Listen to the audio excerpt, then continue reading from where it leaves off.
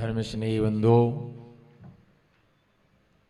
आचार्य अमित गति स्वामी ने सामायिक पाठ के अंतर्गत यह बतलाया था कि ये भव्य जीवा सामायिक के काल में आत्मा भी मुखी होता है। आत्मा के स्वरूप का चिंतन और विचार करता है, मनन करता है, वह भी धर्म ध्यान पूर्वक। धर्म ध्यान के विषय में बतलाया था कि धर्म का ध्यान ही धर्म ध्यान है। क्या? धर्म का ध्यान ही धर्म ध्यान है। हमें अपने आवश्यक कर्तव्यों का बोध होना ही धर्म ध्यान कहलाता है। उसी आगम में धर्म ध्यान कहा गया। स्वाध्याय, पूजा पाठ आदि जो हमारे कर्तव्य हैं, उन कर्तव्यों का हमें ध्यान बना रहना, उसके लिए धर्म ध्यान कहा। और वे धर्म ध्यान के चार पाई आचार्य उमा स्वामी महाराज ने तत्वार सूत्र में बतलाए कि वे चार पाए कौन से हैं। जैसे एक मकान बनता है तो मकान बनने में चार खंभे आधार होते हैं। हाथी के चार हाथ होते हैं, हाथी के चार पैर होते हैं। और जैसे हाथी के चार पैर होते हैं और चार पैर पर वो खड़ा होता है, उसी प्रकार से मकान भी चार खम्भों पर खड़ा होता है। और हमारा धर्म ध्यान भी चार पाए पर खड़ा होता है। जैसे ये धर्म ध्यान के चार पाए, आज्ञा विचय, अपाय विचय, विपाक विचय और संस्थान विचय, ये चार प्रकार की धर्म ध्यान के हेतु हैं, आधार। क्या? चार प्रकार की ये धर्म ध्यान के आधार हैं। आधार के बिना आधे की सिद्धि नहीं होती है। तो जैसे जन्म और योनि में अंतर है कि योनि आधार है और जन्म आधे है, इसी प्रकार से क्या है कि धर्म ध्यान आधार है और उसका पुण्य आदि अर्जित करना वो क्या है? आधे है। तो इस प्रकार से धर्म ध्यान की आज्ञा विचय, आज्ञा विचय का मतलब होता है कि जिनेंद्र भगवान ने जो कहा है, जैसा कहा है, उसी श्रद्धा के साथ में स्वीकार करना। क्या? बोलो। जिनेंद्र देव ने जो कहा है, जैसा कहा है, उसी श्रद्धा के साथ उसके लिए स्वीकार करना, इसका नाम है आज्ञा विचय। जैसे जिनेंद्र भगवान ने जो आज्ञा दी, तत्व 7 होते हैं, अस्तिकाय 5 होते हैं, द्रव्य 6 होते हैं, पदार्थ 9 होते हैं, कर्म 8 होते हैं, धर्म 10 प्रकार के होते हैं, 11 प्रकार की प्रतिमाएं, 12 प्रकार के व्रत, 13 प्रकार का चारित्र, 14 प्रकार के गुणस्थान, 15 प्रकार के प्रमाद, 16 कारण भावना इत्यादि जो बतलाया है, उसे जैसा का तैसा क्या करना? स्वीकार करना। अन्य मतांतर वालों ने अपने अपने मन से बहुत सारी मनगढ़ंत बातें उन्होंने की। जैसी मस्करी है, तो मस्करी नाम का जो एक वो मत है, वह मत ही मानता है कि जब सारे जीव मोक्ष चले जाएंगे, कहाँ चले जाएंगे? सारे जीव मोक्ष चले जाएंगे, ब्रह्मा को चिंता होगी, तो ब्रह्मा क्या करेगा? उन सबको कर्म रूपी अंजन से युक्त करके उनके लिए पुनः संसार में क्या करेगा? संसार में डाल देगा। और फिर सब संसार से मुक्त हो जाएंगे तो फिर उनको पकड़ करके नीचे पटकेगा, फिर मुक्त होंगे, फिर पटकेगा। लेकिन हमारा जैन आगम ये कहता कि या तो मुक्ति होती नहीं है, और ये जो मुक्त हो गया फिर वो कर्म से युक्त होता, वो मुक्त होता नहीं है। तो इसलिए एक बार जो कर्म से मुक्त हो गया है, फिर वह पुनः संसार में वापिस आता नहीं है। एक बार मोक्ष चला जाए तो उसका खंडन हो जाता है कि वह मोक्ष प्राप्त होने के बाद संसार में आता नहीं है। इसी प्रकार से बौद्ध मतावलंबी का जो मत है, ज्ञान का उच्छेद, ज्ञान के अभाव से मोक्ष होता है।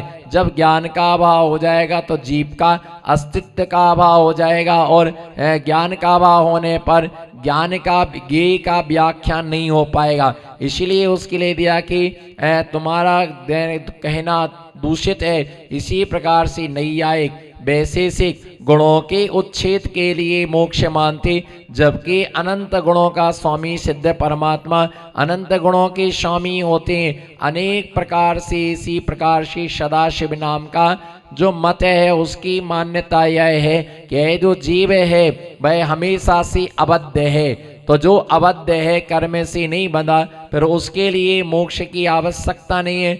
मोक्ष उसका छूटना वो चाहता है जो बंधा होता है। बोलो छूटना वो चाहता है। जैसे बच्चे को पैर से यदि उसके दोनों हाथ रस्सी से बांध दी जाए तो मुंह से क्या करता है, उसको तोड़ता है, अथवा पैर बांध तो हाथ से खोलने की चेष्टा करता। जो पक्षी पिंजरे में बंद है वह बाहर मुक्त होने की चेष्टा करता है, और जो पहले से ही क्या है कि जो बंधा हुआ नहीं है, खुला हुआ है, आकाश में उड़ रहा, पेड़ी पर बैठा है, तो वह मुक्त होने की चेष्टा नहीं करेगा। तो इसी प्रकार से क्या है, जीव के लिए जिनेंद्र भगवान ने जैसा कहा, बोलो जिनेंद्र भगवान ने जैसा कहा उसी वैसा स्वीकार करना आज्ञा नाम का सम्यक्त है। आज्ञा नाम का, आज्ञा विचय नाम का धर्म है सूक्ष्मम जिनोदितम तत्वम हेतु भिन्ने विहन्यति आज्ञा सिद्धम तद्गायहम नान्यता बादनो जिनम। जिनेंद्र भगवान की वचन कभी अन्यथा नहीं होते। बोलो जिनेंद्र भगवान की वचन कभी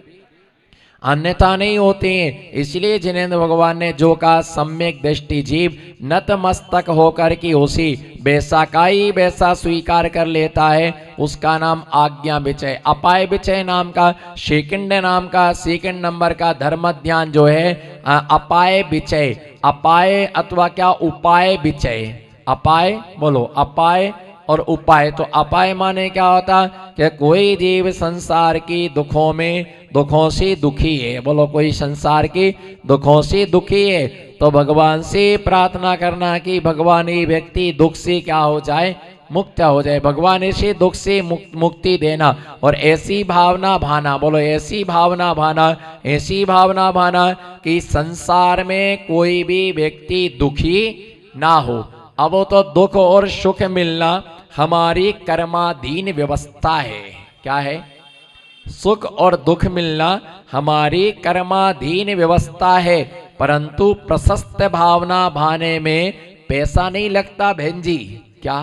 प्रशस्त भावना भाने में पैसा नहीं लगता है। हम ऐसी भावना भाएं, बोलो हम ऐसी भावना भाएं कि भगवान कोई जगत में दुखी ना हो, नारकियों को भी सुख मिले, त्रियंचों को भी सुख मिले, मनुष्यों को भी सुख मिले, कोई भी व्यक्ति दुखी ना हो। हर व्यक्ति अपने अपने कर्म से पुण्य पाप से सुख दुख के लिए प्राप्त करता है, परंतु ऐसी भावना भाव की जगत में कोई क्या ना हो, दुखी ना हो, परेशान ना हो, प्रत्येक आत्मा सुख का अनुभव करे। और अगर कोई तड़फ रहा है, बोलो अगर कोई तड़फ रहा है, अगर कोई परेशान हो रहा है, तो ऐसी भावना भाव की भगवान से दुख से मुक्त हो। जैसे मान लो घर में कोई व्यक्ति बीमार हो जाता है और मालूम वैद्य साहब जी ऐसे ऐसे लोग हैं संसार में, बोलो ऐसे ऐसे लोग हैं संसार में कि जिनकी दुखों की कल्पना करो तो हमारे देह पर उत्पन्न होने वाला रोम रोम क्या हो जाए, खड़ा हो जाए। एक ऐसा परिवार है, एक ऐसा परिवार है जिसे मैंने अपनी आंखों से देखा है। संपन्न परिवार है, पैसा वाला परिवार है, हरा भरा परिवार है, 4-5 भाई है, सब कुछ है वहां पर, लेकिन उनके घर की परंपरा यह है कि जो भी उनके घर में मरता है वो कीड़े लग करके मरता है, उसके घर में कीड़े लग जाते हैं। और धार्मिक भी बहुत परिवार, ऐसा नहीं कोई भी साधु आए तो चौका करना, भगवान की पूजा करना, सेवा, परंतु ऐसा कर्म का उदय है, बोलो ऐसा कर्म का उदय है कि जब उनकी मृत्यु काल आता है तो उनके शरीर फट जाते हैं। जैसे गर्मी में धूप से जमीन फट जाती है, ऐसे उनके शरीर दरंगे पड़ जाती हैं और ऐसे इतने बड़े बड़े कीड़े उसमें शरीर में पड़ जाती हैं और वो बिलबिलाती रहती, काटते हैं, सामने वाला तड़पता है लेकिन उसका कोई भी इलाज नहीं हो सकता है। ऐसे कीड़े लग कर के लोग क्या होते हैं, मरते मृत्यु के लिए प्राप्त होते हैं। तो ऐसे समय में प्रार्थना करना कि भगवान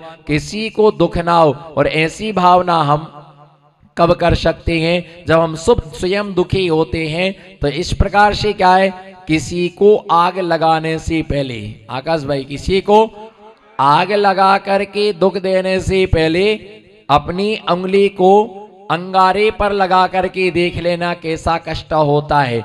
दूसरे के लिए, दूसरे के कान में कीलें ठोकने से पहले अपने पैर में एक कांटा लगा करके देख लेना।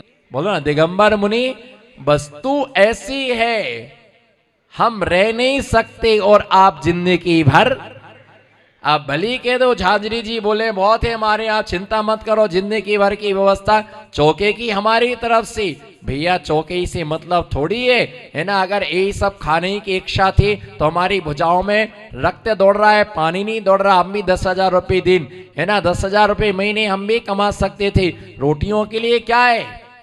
परंतु ध्यान रख करके चलना कि वस्तु ऐसी है, पूछ लो, ये बैठे हैं 2010 के लोग, बोलो ना, यही बैठे बाजू में, और थोड़ा और खिसकोगे तो 12 का आदमी बैठा है, आप तो सब 21 वाले हैं।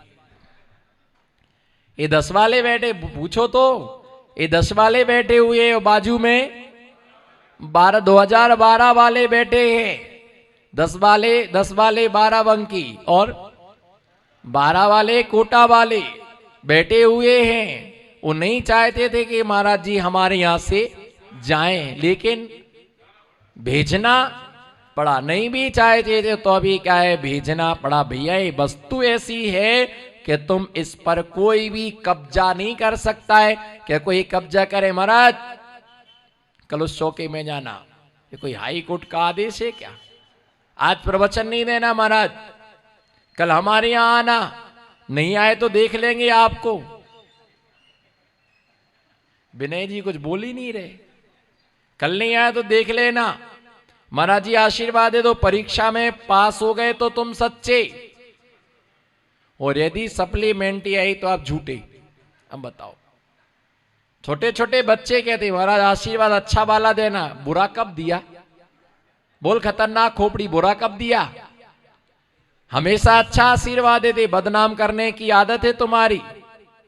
तो भैया ये है कि मुनिराज आते हैं और शरद कालीन मेघों के, ऋतुओं के समान होते हैं। जैसे ऋतु स्थिर नहीं रहती, बोलो नरेश भाई बोलो, जैसे ऋतुएं स्थिर नहीं रहती है, उसी प्रकार से मुनिराज भी स्थिर नहीं रहते हैं। जो जो मिल रहा ले लो, बोलो जो जो मिल रहा है, बस फिर तो जो मिल चुका है उसकी रखवाली करना है।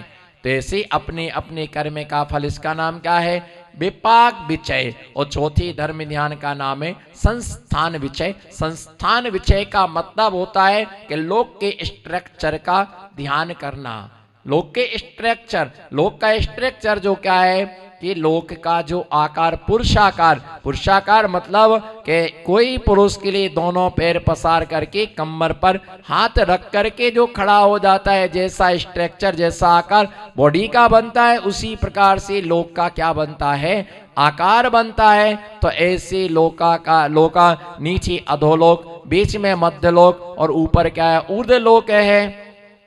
नीचे अधोलोक में नारकियों का वास है, मध्यलोक में त्रियंच और देवों का निवास है, त्रियंच और मनुष्यों का निवास है, ऊर्ध्वलोक में देवों का निवास है, और लोक के अंत भाग में सिद्धालय है। सिद्ध भगवान का बीच में तृष्णाली है, जिसमें मुख्यता से त्रस जीव रहते, पूरा लोक जीवों से ठसाठस भरा हुआ है। ऐसे लोक का चिंतन करना, जम्बूद्वीप, सुमेरु पर्वत, भरत आदि क्षेत्र, हेमन आदि पर्वत, पद्मे आदि तालाब आदि आदि पंचमेरुओं का चिंतन करना, ऐसे 3 लोक के आकार का चिंतन करना, इसका नाम क्या है? संस्थान विचय। संस्थान विचय नाम का धर्म ध्यान है, संस्था विचय नाम का नहीं। और आज के समय में संस्थान विचय कम और संस्था विचय क्या है बोलो? संस्था, हमारी संस्था, हमारी संस्था। संस्थान विषय को छोड़ करके संस्था विषय का धर्म ध्यान हो रहा है। उसी में वो संस्थान विषय धर्म ध्यान, वो संस्था विषय आर्त ध्यान है। कौन सा? संस्था विषय, हमारी संस्था। जितना फंडा है उतना कम। जब बनाते हैं संस्था के लिए फंड, बोलो, जब बनाते हैं संस्था के लिए फंड, हम दूसरे की जिंदगी कर देते हैं झंड। पर अपने करोड़ों रुपए आना चाहिए, लाखों रुपए आना चाहिए, अपनी पेटी भरना चाहिए, उसे बता बता करके और पैसा खींचते भैया ध्यान रख करके चलना। तो ऐसे 4 प्रकार के धर्म ध्यान मुनिराज प्रथम अवस्था में श्रावक मुनि धर्म ध्यान करते हैं। ऐसे धर्म ध्यान नवीन पुण्य आश्रव का कारण है और असंख्यात गुणी कर्म निर्जरा का कारण बनता। इसलिए धर्म ध्यान से कभी भी वंचित नहीं रहना चाहिए। बोलो, धर्म ध्यान से। धर्म ध्यान करने का मौका कौन देता है आपको? किसने दिया मौका? हाँ, मुनिराज। अपन मुनिराज शब्द का प्रयोग करें। मुनिराज हमारे लिए धर्म ध्यान करने का क्या देते हैं? जो दे हमें धर्म ध्यान करने का मौका। बोलो, जो दे हमें धर्म ध्यान करने का मौका, उसे कभी नहीं देना धोखा। जो दे हमें धर्म ध्यान का मौका, उसे कभी नहीं देना धोखा। और जो दे हमें धोखा, उसे कभी नहीं देना। तुम गुरु को एक बार धोखा दे सकते हो, पर ध्यान रख के चलना, गुरु को तुमने धोखा दिया तो बस अब तुम्हें मौका मिलने वाला। और गुरु को धोखा देने वाले व्यक्ति के लिए कुछ भी मौका नहीं मिलता है। वे साहब जी, गुरु को धोखा देने वाला पाप कर्म का ही आश्रय करता है। वही माला फेरता, महाराज ऐसे है, महाराज ऐसे है। बोलो, महाराज महाराज ऐसे करते हैं, महाराज वैसा करते हैं। अरे भैया, तुम 10 लोगों को सुना रहे, उससे मिलने वाला क्या है? क्या मिलने वाला है? और तुम बाहर कह रहे तो उसके तुम्हारे कहने से वो सुधरने वाले नहीं है। अपन व्यर्थ में कर्म का आश्रय करते रहते हैं। जिनने तुम्हें आहार दान का मौका दिया, भैया वृत्ति करने का मौका दिया, स्वाध्याय का मौका दिया, प्रवचन का मौका दिया है। मालूम, जब लोग पहली बार आते हैं, इधर देखो हमारे तरफ, अच्छे से देखो, जब लोग पहली बार आते हैं तो बहुत सीधे बन के आते, बहुत सीधे बन के आते। आपका आशीर्वाद, आप जैसा कहेंगे, आपकी आज्ञा। और थोड़ा 2-4 लोगों से परिचय हुआ, फिर वो सिर पर नचता है। अब बोलो महाराज, क्या बोल रहे हो?